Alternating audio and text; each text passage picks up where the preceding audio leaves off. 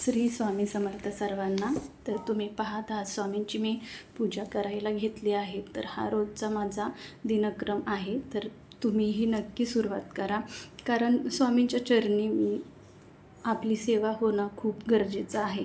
त्यामध्ये मी रोज अभिषेक घालत असते, गंध पुष्पहार वाहत असते. कारण आपली भक्ती ही, माझी भक्ती ही खूप मोठी नाही, पण माझा त्यांच्या चरणी फुल फुलाची पाकळी वाहण्याचा रोजचा हा प्रयत्न असतो. तर तुम्हीही नक्की करत जा. स्वामींची सेवा का करायला हवी?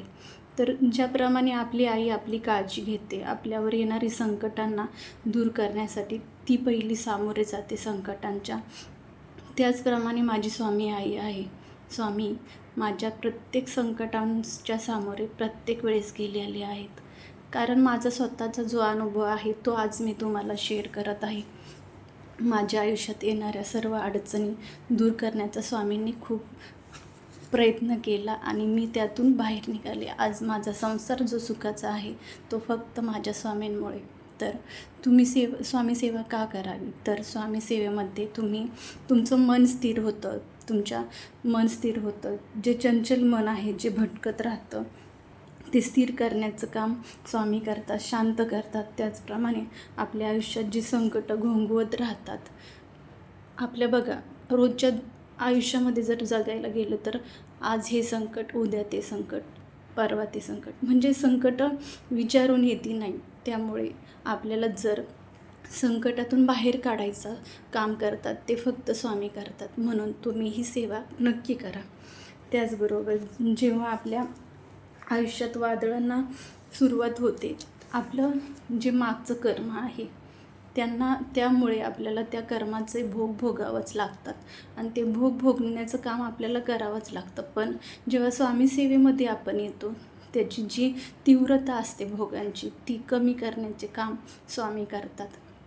त्यामुळे मी तर सगळ्यांना सांगू इच्छिते की तुम्ही स्वामी सेवेमध्ये या, स्वामी सेवा करायला सुरुवात करा, जेणेकरून तुमचं मन समाधानी, शांत, स्थिर होईल.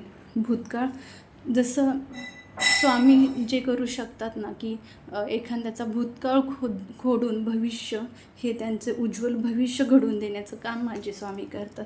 त्यामुळे मी मनाच्या आतर्कतेने तुम्हाला सांगू इच्छिते की तुम्ही स्वामी सेवेमध्ये येऊन स्वामी सेवा करण्यास सुरुवात करा.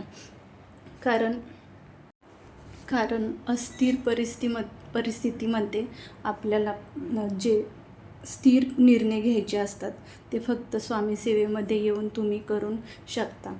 मन शांत होतं, घरातल्या कटकटी कमी होतात, सुख समृद्धी आपल्या घरामध्ये नांदायला सुरुवात होते.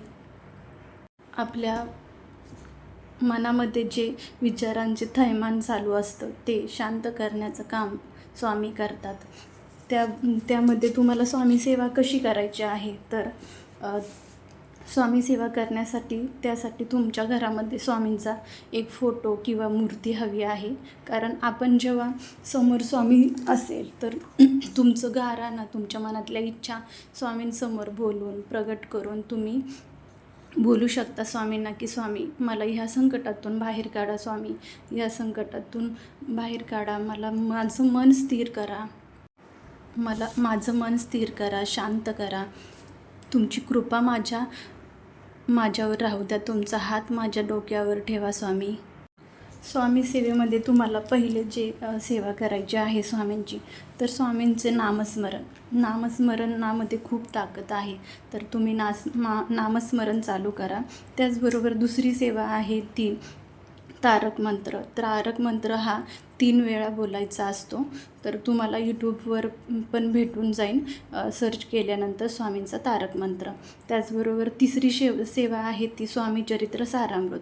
स्वामी चरित्र सारामृतामध्ये 21 अध्याय आहेत. 21 अध्यायामध्ये तुम्हाला रोज 3 अध्याय वाचायचे आहे.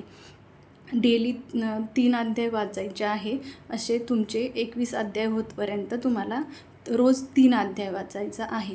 अशा प्रकारे तुम्ही स्वामी सेवा करू शकता. श्री स्वामी समर्थ या नामाचा तुम्ही नामस्मरण कधीही करू शकता, उठला बसता श्री स्वामी समर्थ नामस्मरण करा. अशा प्रकारे तुम्ही स्वामींची सेवा करू शकता.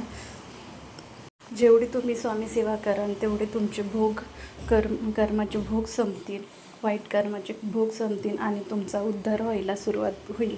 तर त्यामुळे नक्की स्वामी सेवा करा आणि माझ्या चॅनलला सबस्क्राईब करा. श्री स्वामी समर्थ सर्वांना.